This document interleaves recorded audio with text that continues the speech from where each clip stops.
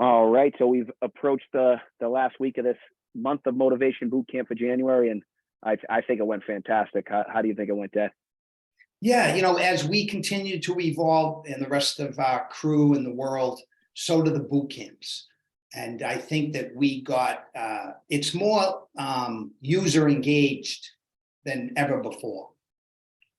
Yeah, I think so too. And like you said, we've been doing boot camps for a long time, and there's nothing wrong with all the physical aspects of everything that we've been doing, and none of that really has changed too much. Like it's the physical aspect of our boot camps has always been a focus, but what I got most out of this January one was the engagement of the user, like you just said, and it's the encouragement of each person, whether they got a workout done or whether they missed a workout, but the accountability of them reaching out to the group and using the group as motivation. It kept engagement throughout the month, and it kept, I think, positivity was a huge part of it as well. Yeah. Transparency, vulnerability, honesty was a huge part of it. I think that combined with the positivity just created a really good environment, really good mental, emotional state for people, which we need right now. We've talked about that. Other people talking about it, that we need more connection, but also you got to do it. You got to practice, and you got to fall down and get up. So it's been great to see, positivity and courageous vulnerability. Yeah, the idea and almost like the backbone behind everything that we've been doing in this specific boot camp is the questions of what's going well, what can we improve on, and how do we go about making that improvement a reality. So that last question is like the action steps that we could put into place to make improvement a reality. And I think if we look at this boot camp and take those three questions into it, what went well, we could go into that for about a half hour, but we kind of already did. We're encouraging movement, we're encouraging positivity, and we're giving people a layout of what they can do, when they can do it, but not limiting them to the expectation that they can get everything done that we're offering. We're actually encouraging them, even if they can't do a single group workout with us live, there's always an option to do recorded videos later or to do something completely different. But that first thing that went well was encouraging people to get something done, even if they couldn't get something specific that we put out there. Anything else that you think went really well with this boot camp? Yeah, I think, along those lines of what you just said, encouraging them to do, right? But you also designed this model of here's the options for tomorrow. So there's a daily email. And this is, you let them know what we're providing for a workout. And then you give them options of prior videos, their own cardio, and other things, or maybe something on their own. So that daily, that daily model, but the weekly overall approach of if you can't do something, right? Move. Yeah, and move to mental health. I think that's something too, that like the more people that buy into this idea and this program, they'll see how actually easy it is to start something new like this, because expectations don't have to be too high. Like joining a group like this is something that, whether you can do everything or can only do a little bit, like I was saying, this specific boot camp, we see people that are local, that are coming to the gym for each workout. We see people that are living across the country. We see people that are living close enough by, but we haven't seen them in a while, but we had relationships with them in the past. And we see people with different abilities and different movement tendencies that they have. But the huge different mix of people that we have in here, we're giving them all a little bit of a design to help them fit their own life, whether they're parents and they're busy and they're working, or whether they're retired and they're trying to get movement in their body a little bit again. It doesn't matter where they are, but if they buy into a program like this, just setting up that scheduling and that planning part of it is a huge first step, and it's something that anyone can reap the benefits of, whether they've been with us for a long time or haven't seen us in a really long time either. Yeah, what you're saying makes me think of it. It's like our way, our best foot forward. Here's what we have to offer, but take your way and what way will it work for you, and put them together to make it the way, right? And we don't want to lose sight of the fact that our physical approach to this is scientifically based and with decades of experience, and we evolve with the world, but we're very scientific, where we have a weekly schedule where it works together. You know, the strength, the cardio, the flexibility, the motivation, the accountability. And the accountability is a varying accountability. So it's like, we want you to be accountable, but we want you to come up with the solutions. And here's the options, you know, which you're giving them to be able to do that.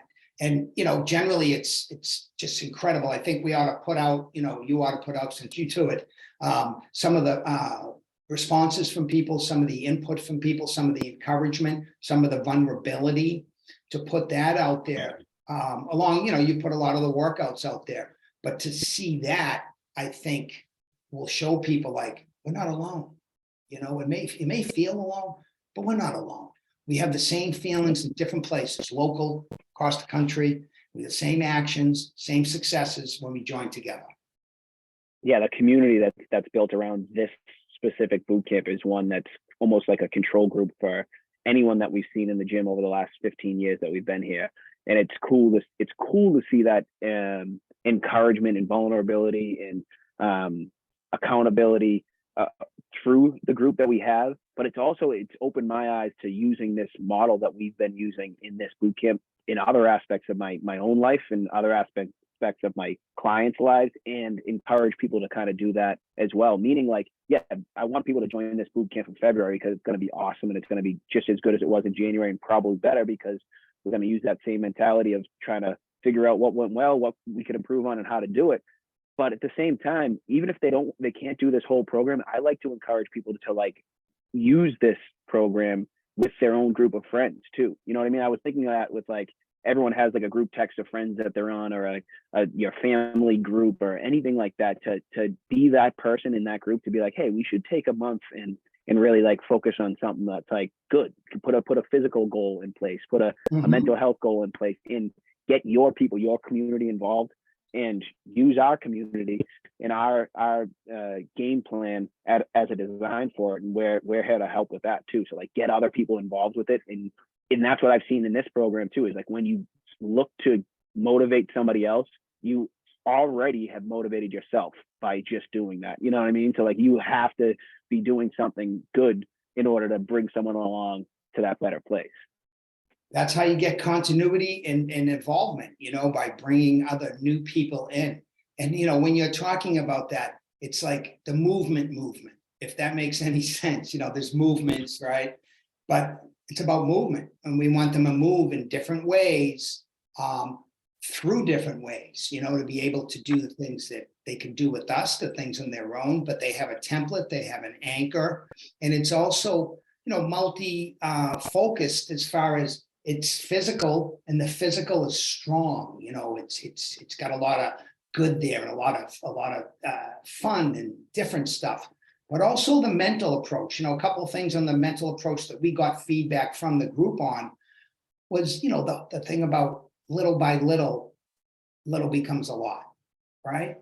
And it's that approach. If I can't get the workout in that was designed or I planned for the day, but I got 30 minutes in on my Peloton, right? Or I walked in the rain, whatever it may be. And the other thing is, we don't want exercise to be that stress that is not productive for us, not helpful.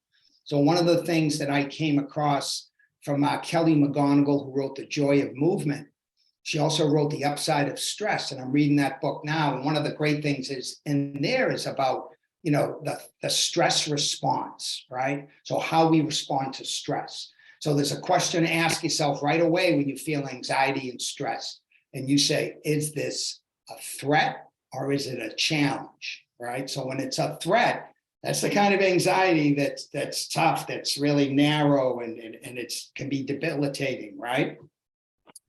But if you look at it like, it's a challenge, then you start to, one, check your resources, what's available to you. What can you do given the circumstance? And then with challenges, we know that sometimes we need to negotiate and we need to adapt. So, but as soon as, and they have tests on people's brains and body, right? That when you look at, stress, anxiety as a challenge, completely different thing. It's almost like a workout, how your body responds, versus the threat is the fight, flight, or freeze. You constrict. And one last thing on that is, we ask the folks to think about if you have to work out and all of a sudden, I don't have to, but you have a workout planned and something gets in the way.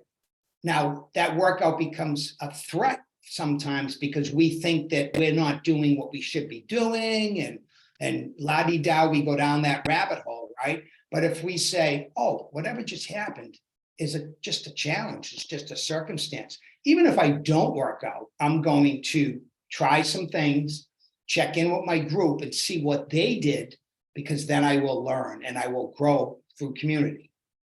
And that's what we saw with this group a ton, is that being vulnerable and that saying like, oh, I missed a workout today, was almost looked at as like a badge of honor, because it got encouragement from other people to be like, oh, you missed a workout today, no big deal. Like I missed one the other day, but I got back on the horse today. So it's like you just didn't miss 2 workouts in a row to create that habit of inactivity. And to go back to like the physical aspect of it, like you said, it's the stuff that we've been doing for years, and it's the backbone of what we always focus on. And with this boot camp, what we get to focus on every week is 4 in-person boot camps for those people that want to take part in person, with one of those being a spin class as well. But all of those are available for action online as well. So like everything that we offer in person, we also offer as a virtual aspect as well. So you get basically 5 workouts every week. And like we said, it's not saying that you have to do all 5. And if you don't do all 5, then it's a failure. No. It's a suggested routine for us, where if you can't get something done, that's okay. Just use the positivity of the group to figure out a plan that will work for you.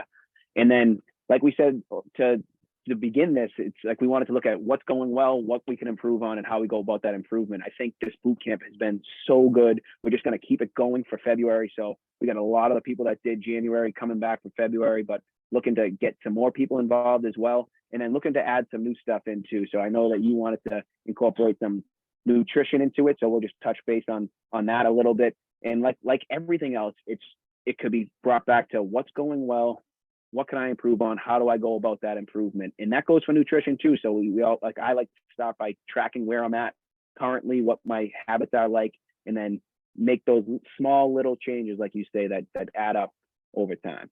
Exactly. And I know, you've got to go. We got like the 1-minute warning here, but the nutrition process. So we're going to add that. We got physically kind of, grounded in a foundation. And now we're moving on to nutrition. And we're calling it more of a process than an outcome. We're not looking to lose 5 pounds, so that's all good, right? But what we're doing is we're asking you to pick one thing around nutrition and work on that for the month. And maybe it leads to 2 things, but it's just that process of improvement in your nutrition. I put out a 4-day meal plan that I am going to try to follow for 4 days. And there's a lot of different information points in there. It's on our email chain, but that's where I'm going with it. I had already done. Like everything else too, the nutrition is going to be the benefit of the whole group too, because even in you sharing your nutrition plan, like you're very quick in first draft of it, you could already see people reacting to it, and also people throwing out their own ideas too. So that group mentality is staying strong in every aspect of the boot camp that we keep throwing out there to people. Exactly. As I said to them, maybe you give up soda for 5 days, maybe you give up bread during the week. Maybe I did intermittent fasting for a while, but I want to, normal lifestyle kind of nutrition improvements and just, chip away at it, follow that, positive process of progress that we're on now into other realms of life. It's been great, T. Good job. Going. Awesome. All right. We'll touch base later. See you. Bye. All right, bye.